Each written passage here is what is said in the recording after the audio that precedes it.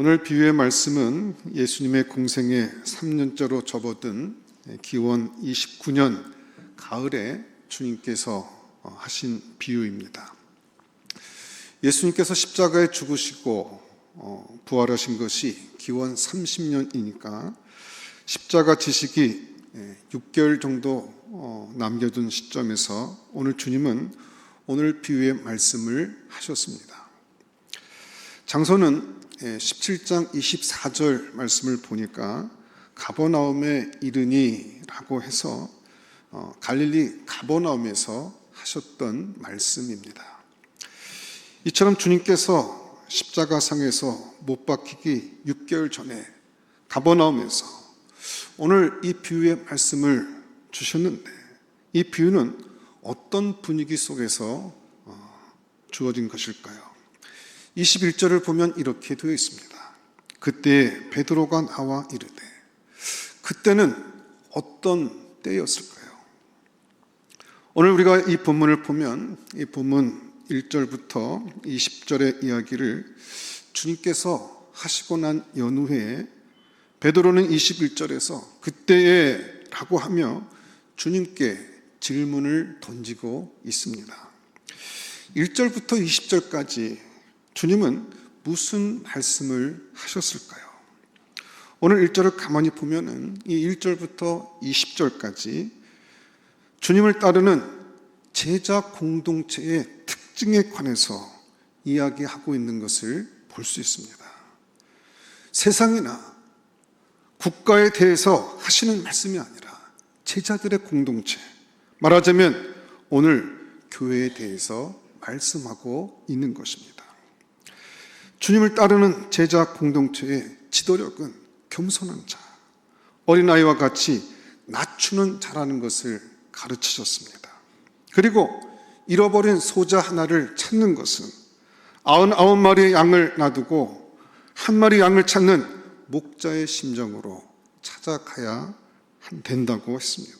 그리고 이어서 15절부터 20절까지는 이 제자 공동체 안에 죄를 범한 형제에 대해서 어떤 태도를 가져야 할 것인가를 말하고 있습니다. 이 말씀이 끝나자마자 베드로는 주님을 향해서 질문을 던집니다.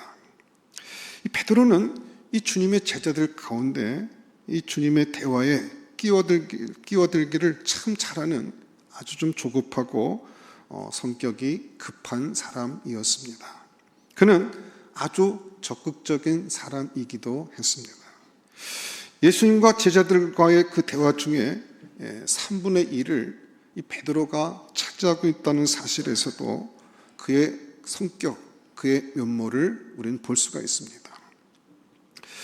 베드로는 예수님이 이 용서에 대해서 강조점을 두시는 것을 보면서 떠오르는 질문이 있었습니다. 도대체 몇 번이나 용서를 해야 할 것인가? 그리고 나름대로 자기 스스로 자문자답하기를 7번까지 하오리까? 라고 대답했습니다. 베드로 마음속에는 한 7번 정도면은 주님 마음에 흡족할 것이라고 생각했던 것 같습니다.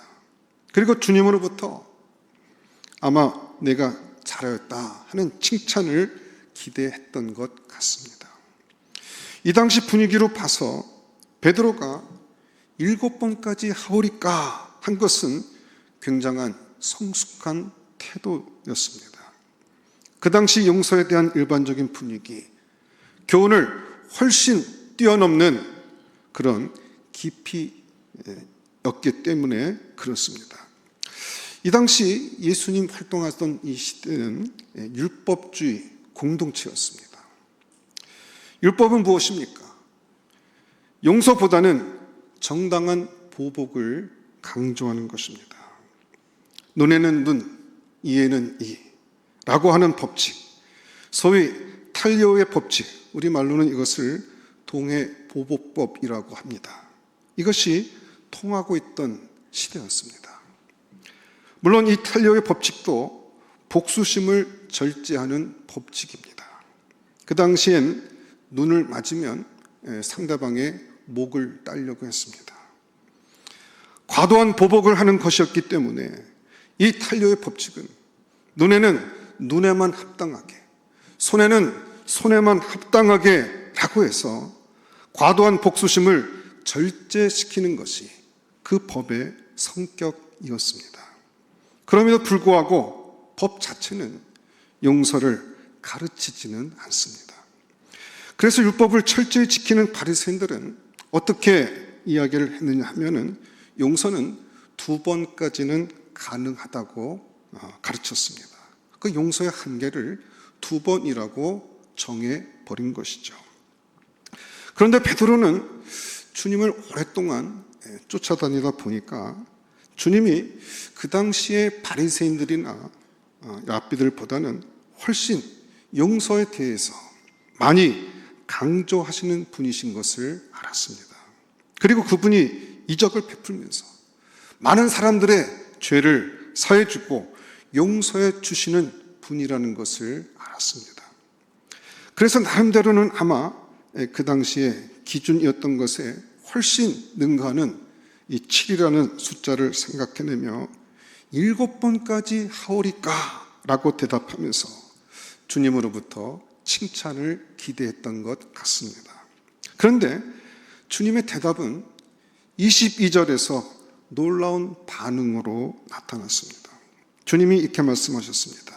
예수께서 이르시되 내게 이르노니 7번뿐 아니라 7번을 70번까지라도 할지니라. 여기서 70번씩 7번 하니까 490번까지 용서하고 491번째부터는 용서하지 말라, 이런 의미는 아니죠. 이것은 무한한 용서를 가리키는 것입니다. 율법에 따르던 바리새인들은 2번까지, 베드로는 통 크게 마음을 써서 7번까지 용서할 수 있다고 말하고 있는데 주님은 7번씩 70번, 즉 무한의 용서를 말씀하고 있는 것입니다. 교회에서 이런 용서에 관한 이야기를 하면 세상 사람들은 이런 이야기를 합니다. 아니, 그렇게 죄인들을 자꾸 용서하면은 정의는 도대체 어디서 찾습니까? 정의는 어디서 실현합니까? 라고 말합니다. 그런 사상을 보여주는 분이 중국의 공자라고 할 수가 있습니다. 논어에 보면 이런 말이 나옵니다. 한 사람이 찾아와서 공자님께 이렇게 물었습니다. 더불어 원수를 대하는 것을 어떻게 생각하십니까? 이렇게 물었습니다. 그러자 공자님께서 이렇게 대답을 하셨습니다. 그러면은 덕은 무엇으로 대하겠느냐?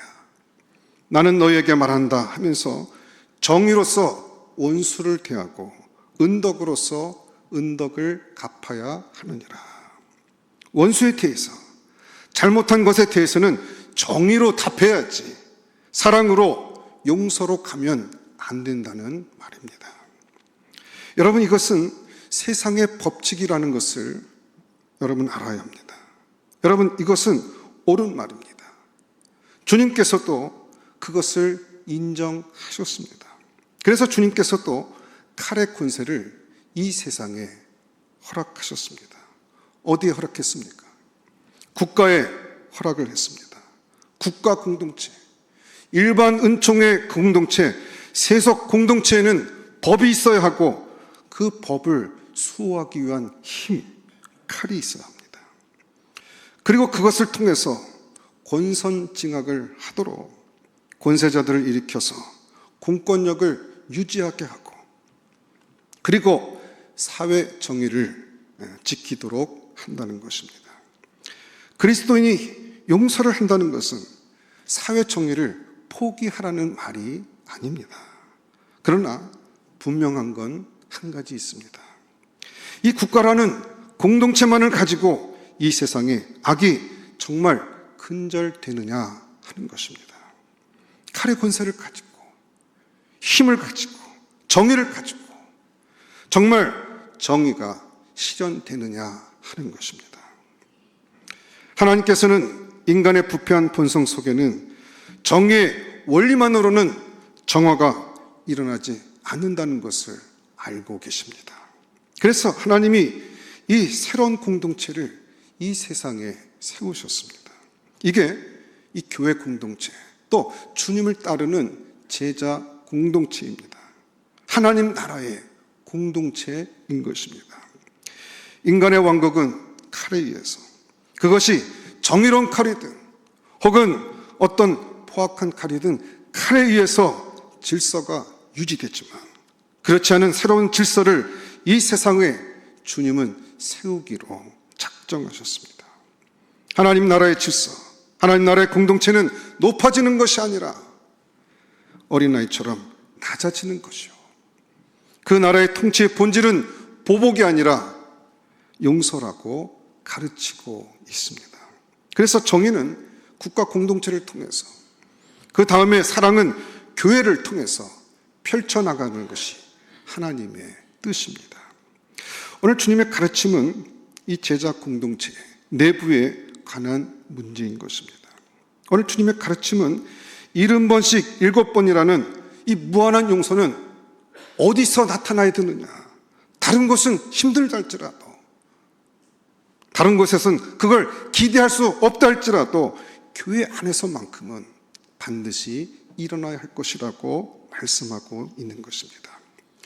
그것을 그렇게 가르치는 이유를 오늘 이 비유를 통해서 우리 가운데 말씀하고 있습니다. 주님이 이렇게 비유를 통해서 설명하시는 것은 인상을 강하게 남기기 위해서입니다. 강조하기 위해서 비유를 들고 있는 것입니다. 오늘 비유는 3막으로 구성되어 있습니다. 먼저 23절에서 27절에 보면은 어떤 왕인 주인과 그 주인으로부터 1만 달란트를 빚진 종이 대면하는 내용이 나옵니다. 이 막은 28절부터 30절인데 1만 달란트 파탕감 받은 종과 그에게 100데나리온을 빚을 지은 한 또 다른 동료의 장면이 나옵니다. 그리고 3막은 31절부터 34절, 그 주인이 다시 그 1만 달란트 빚졌던 사람을 죄 송환해서 꾸짖는 장면으로 나오고 있습니다. 이 3막을 통해서 우리는 주님께서 무엇을 우리 가운데 말씀하시는지 차례로 살펴볼 수 있습니다. 먼저 이 23절부터 27절에 나타나는 것은 하나님의 불쌍히 여기심이 강조돼서 드러나고 있습니다. 27절에 보면 이 주인은 1만 달란트 그 빚진 자를 불쌍히 여겼다, 이렇게 기록되어져 있습니다. 또 33절을 보면 하나님이 다시 이 1만 달란트 빚진 자를 소환해서 말하기를 내가 너를 불쌍히 여김과 같이 너도 라고 함으로써 하나님께서 이 1만 달란트 빚진 사람을 만났을 때 맨 최종적인 감정이 무엇이냐? 불쌍히 여기는 마음이었다고 말씀하고 있는 것입니다. 왜 불쌍히 여겼을까요? 첫째로 이 사람의 빚의 크기 때문입니다. 이 사람의 빚이 1만 달란트라고 하고 있습니다. 이 당시에 한 달란트는 6천 데나리온입니다. 로마의 화폐 단위로 한 데나리온은 일용 노동자가 하루에 버는 돈입니다. 품삯입니다. 오늘날 하루에 버는 품삯을 그냥 계산하기 쉽게 10만 원으로 책정을 하면은 이게 6천 데나리온이니까 10만 곱하기 6천, 이게 한 달란트인데 한 달란트는 그렇게 계산해 보면 6억입니다. 그리고 1만 달란트라고 했으니까 그 6억을 만을 곱하게 되면 그것은 6조가 됩니다. 연봉 한 3천만 원 받는 사람이 20만 년 동안 일해야 갚을 수 있는 돈입니다. 연봉이 1억이라 할지라도 6만 년을 일해야 갚을 수 있는 돈입니다. 여러분, 우리가 이 비유를 해석할 때 주님은 과정법을 많이 쓰신다는 것을 기억하십시오. 왜 가정법을 쓰십니까? 강력한 계비를 통해서 강한 인상을 우리 가운데 주기 위해서입니다. 여기 1만 달란트라는 빚을 진 것을 통해서 주님께서 말씀하시고자 하는 것이 무엇입니까? 여러분, 이 1만 달란트는요, 사람이 질래야 질 수 없는 빚입니다. 요즘 같은 경제 단위가 높은 세상에 삼성 최고의 저번이나 몇 조씩 빚을 질 수 있을지 모르지만 이 당시에는 아무리 빚을 져도 이렇게 1만 달란트까지 빚을 질 수가 없고 이 빚을 줄 사람도 없습니다. 이것은 상상의 숫자요, 과장법입니다. 이거 한마디로 뭐냐? 도저히 갚을 수 없는 빚을 졌다는 것을 강조하고 있는 것입니다. 이 사람이 이 빚을 갚기 위해서 이 주인 앞에 나왔는데 주인이 뭐라고 했습니까? 그의 몸과 아내와 자식과 모든 소유를 다 팔아서 갚으라고 했는데 이거 다 팔아도 이 빚은 갚을 수가 없는 빚입니다. 그러니까 이것은 인간의 노력이나 공로나 자격이 있는 어떤 보상을 통해서도 갚을 수 없는 빚을 말씀하고 있는 것입니다. 이 사람이 어떤 노력과 어떤 공로와 어떤 애씀을 통해서도 빚을 갚을 수 없는 상태라는 것을 이미 알고 계신 하나님. 주인께서는 27절에 보면 그 사람에 대해서 어떻게 반응하셨습니까? 불쌍히 여기셨다고 되어 있습니다. 여기서 강조되고 있는 것은 불쌍히 여김입니다. 하나님께서 우리의 빚을 탕감해 주시고 우리의 죄를 사해 주신 것은 우리의 노력이 그것을 상쇄할 수 있기 때문이 아닙니다. 우리가 가지고 있는 것을 다 팔아서 우리의 죄를 다 씻을 수 있기 때문에 주님이 용서해 주신 것이 아닙니다. 오늘 주님이 이 사람의 1만 달란트 빚을 탕감해 준 유일한 동기는 그가 다 팔겠다는 것이 진실했기 때문도 아니고 그 가능성이 있었기 때문도 아니었고 오직 무엇 때문이었습니까? 불쌍히 여김 때문이었습니다.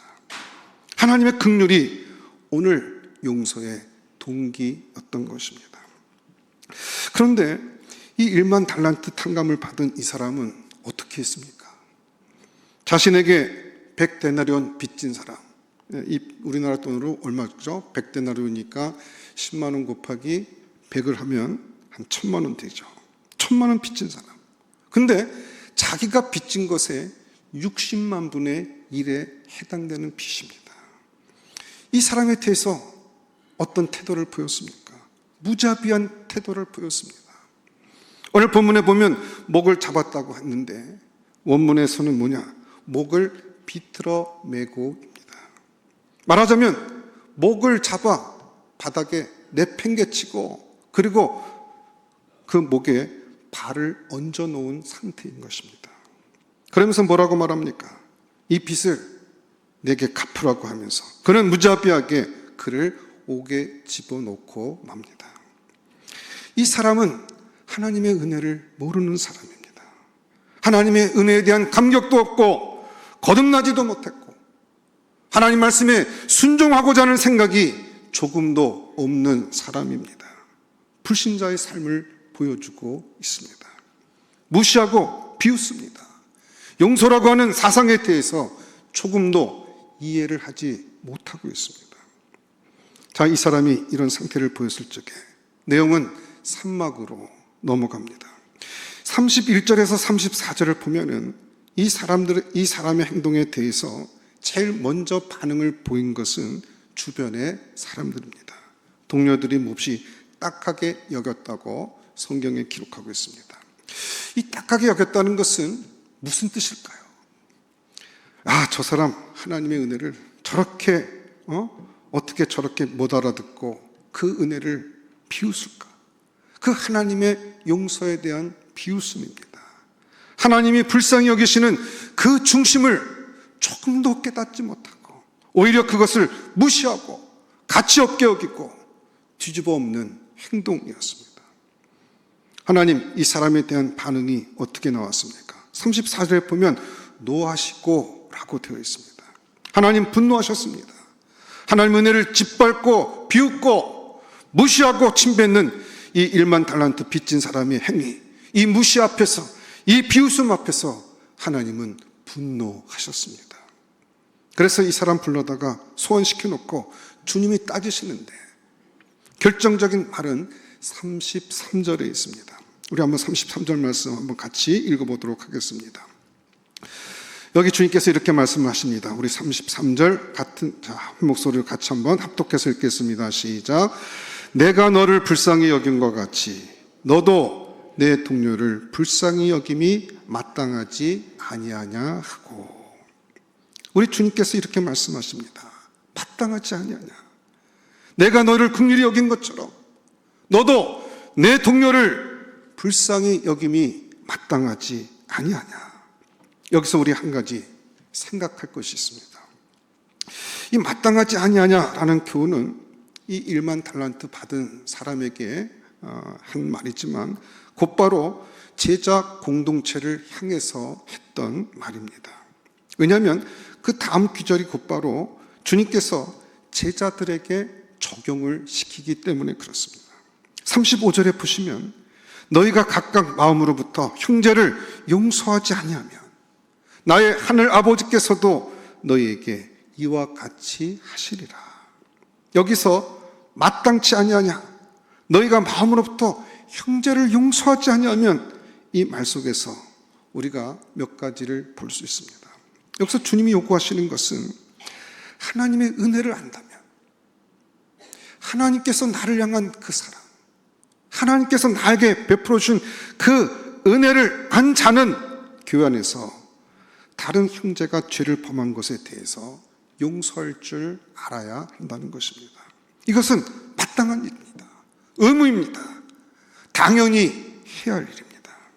여기서 우리가 생각할 것은 용서는 감정의 문제가 아니라는 것입니다.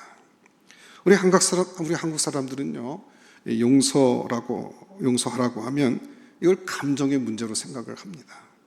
우리는 좀 감성적인 민족이긴 하죠. 우리는 신바람 문화입니다. 그래서 신바람이 나면 참 못 말립니다. 우리는 정서적이고 때로는 충동적입니다. 우리는 논리적이지 않을 때가 참 많아요. 그래서 이런 말을 좀 합니다. 내가 누구를 용서해야 되겠는데 용서하고 싶은 마음이 안 생긴다는 거예요. 그런데 그건 마음이 안 생긴다는 것이 아니라 용서할 기분이 안 난다는 것이죠. 우리는 기분에 따라서 용서하고 기분에 따라서 미워합니다. 우리는 기분이 중요한 거예요. 그런데 주님은 용서라는 그것은 기분의 문제, 혹은 그 사람이 갖고 있는 필링의 문제, 정서의 문제가 아니라는 것입니다.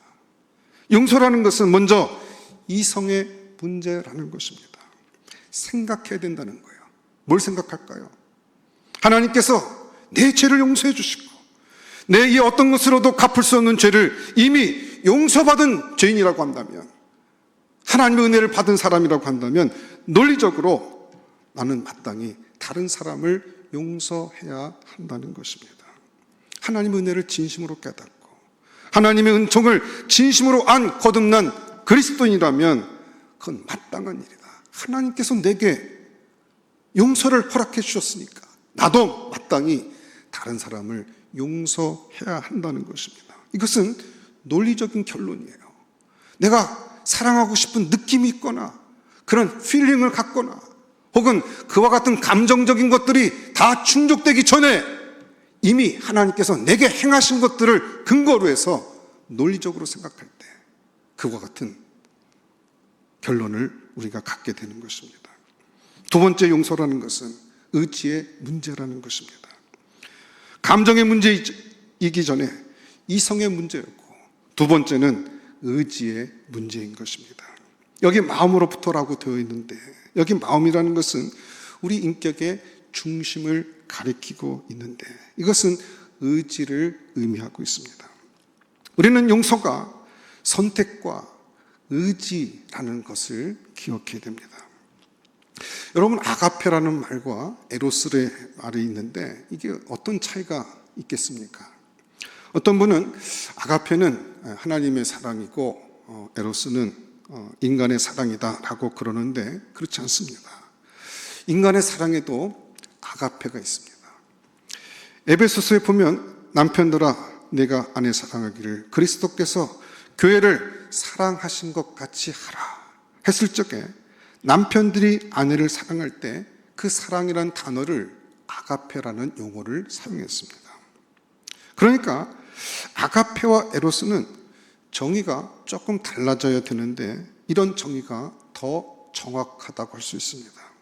아가페는 뭐뭐임에도 불구하고의 사랑입니다. 에로스는 자연적인 사랑입니다. 인간적인 사랑인데 무엇 때문에 이 사랑입니다. 에로스는 쉬워요. 에로스는 그 사람이 좋기 때문에, 그 사람이 나한테 잘해주기 때문에, 그 사람이 예쁘기 때문에, 왠지 호감이 크기 때문에, 여러분 이게 에로스입니다. 그런데 아가페는 그게 아니에요. 아가페는 내 원수를 사랑하라 했는데 원수를 사랑하라고 그러니까 싫음에도 불구하고 나를 괴롭힘에도 불구하고 힘이 들어도 불구하고 상처가 나고 고통이 있음에도 불구하고 그러니까 아가페라는 것은 무엇입니까? 그것은 필링으로 감성이나 정서로 하는 것이 아니라 내가 의지를 갖고 하는 사랑인 것입니다. 부정적인 감정을 극복하는 사랑입니다. 그래서 이 아가페라는 것은요, 우리가 자연적으로 할 수 있는 사랑이 아닙니다. 이건 노력해야 되는 것입니다. 결단을 내려야 됩니다. 절대로 자연적으로 되는 사랑이 아니라는 것입니다. 그 로이드 존스 목사님이 그래서 이렇게 말했습니다. 원수를 사랑하라. 용서하라는 것은 원수를 좋아하라는 말이 아니다. 좋아하지 않음에도 불구하고 사랑해야 되고 용서해야 된다. 우리의 의지를 가지고 극복하라. 미워하는 감정, 부정적인 감정을 의지를 가지고 넘어서라. 내 마음이 미움의 지배와 분노의 지배를 받지 않게 하라. 오직 성령의 하나님의 지혜를 받게 하라. 여러분 이것이 아가페입니다. 그래서 아가페는 자연스러운 게 아니에요. 인간이 본성적으로 자연스럽게 행할 수 있는 사랑, 그거 아가페가 아닙니다. 그래서 아가페는 어떻게 됩니까? 은혜를 누리고 은혜를 받을 때만 가능해지는 것입니다. 은혜를 구하고 하나님 내게 베풀어 주신 하나님의 크신 은혜와 사랑을 묵상하고 생각과 논리적인 정돈과 그리고 갈등 속에서도 어떻게든지 그 자신 안에 의지의 싸움을 하면서 주님의 도우심을 구할 때 그것이 우리 가운데 가능해지기 시작하는 것입니다. 무한한 인격의 결단과 마음의 중심으로부터 용서가 오늘 주님이 요구하시는 것입니다. 여러분 우리는 결단을 내릴 적에 오는 용서가 얼마나 많은 축복을 우리 가운데 가져오는 줄 모릅니다.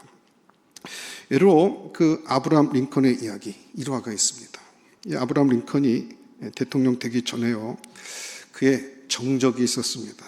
스탠턴이라고 하는 하여튼 그 아브라함 링컨이 정치 그 생활을 하게 될 때 아주 사사건건 힘들게 하고 어렵게 했던 정적이 있었습니다. 그래서 국회의원 출마하고 그럴 적에 이 정적한테 놀림을 당했는데 이 정적이 이 스탠턴이라는 사람이 어떻게까지 인신공격을 했느냐 하면 이런 표현을 선거 중에 썼습니다. 여러분 고릴라를 보기 위해서 아프리카까지 갈 필요가 없습니다. 일리노이주 스프링필드에 가시면 오리지널 고릴라를 만날 수 있습니다. 이게 그 정적이 정치 활동을 하는 그 아브라함 링컨을 향해서 이런 식의 인신공격을 서슴지 않고 했습니다.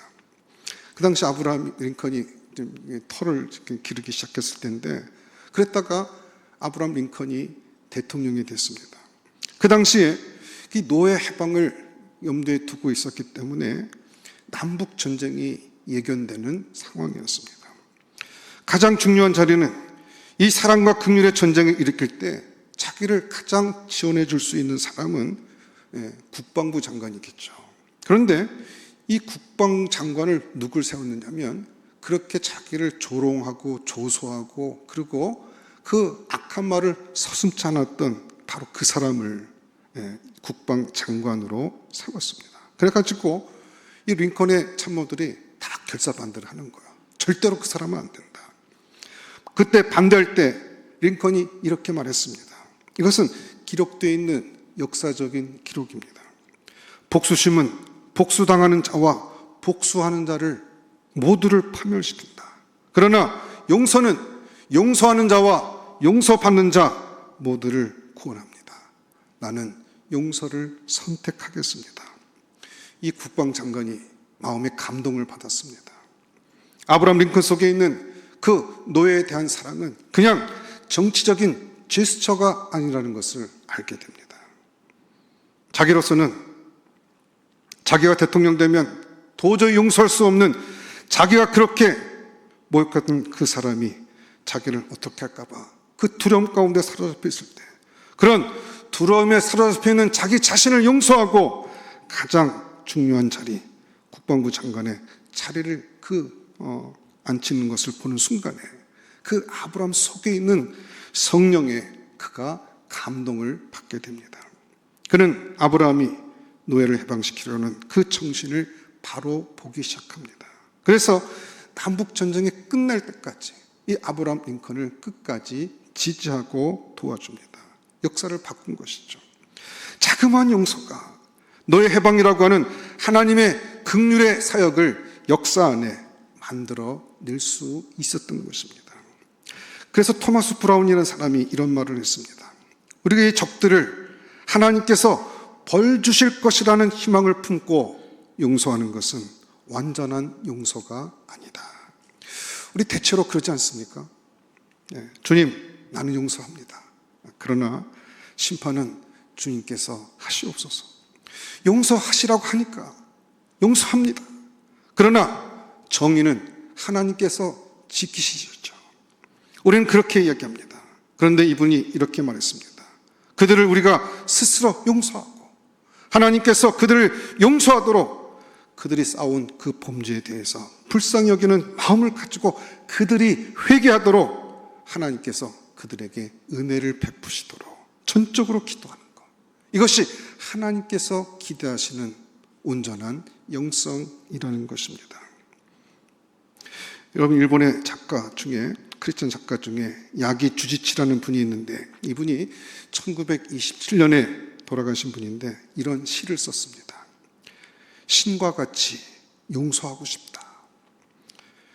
사람이 던지는 증오를 가슴에 품어 따뜻하게 하여 꽃처럼 피어난다면 그것을 주님 앞에 바치고 싶다. 우리 주변 사람들이 때로 우리에게 상처를 주고 증오와 같이 우리를 힘들게 하는 말을 던지게 될 때 그 상처가 되지 않습니까? 근데 그 증오의 말도 내 마음밭에 떨어지게 될 때 그걸 잘 키워내서 이게 가시나무가 돼서 나를 찌르고 나만 찌르는 것이 아니라 다른 사람들 다 찔러서 함께 또 상처 주는 악순환이 반복되는 것이 아니라 그 상처와 그 증오와 그 아픔을 내가 잘 성령 안에서 그것을 잘 보듬고 잘 다듬어서 꽃으로 피워 그 꽃을 하나님 앞에 바치고 싶다는 그런 신앙의 고백입니다. 여러분, 우리는 참으로 용서해야 될 사람들이 우리 안에 참 많이 있습니다. 의도하지 않았지만 우리 어렸을 적에 무의식 중에 깊은 상처를 주는 부모님들이 계십니다. 형제들도 있습니다. 부부 사이에도 서로를 무시해서 자존심을 무너뜨리고 짓밟아서 얼마나 많은 상처가 있습니까? 자녀들에게도 그들의 인격을 무시하고 짓밟아서 그들 마음속에 부모에 대한 원망과 상처가 얼마나 많이 있습니까? 여러분, 용서가 우리 안에 시작되지 않으면 우리는 우리의 마음속에서 영혼의 쓰레기통을 만들고 있는 것입니다. 냄새나고 더럽고 추악한 쓰레기통입니다. 그러나 우리가 주님의 용서를 체험하기 시작하면 우리 마음속에서 꽃을 피우기 시작할 것입니다.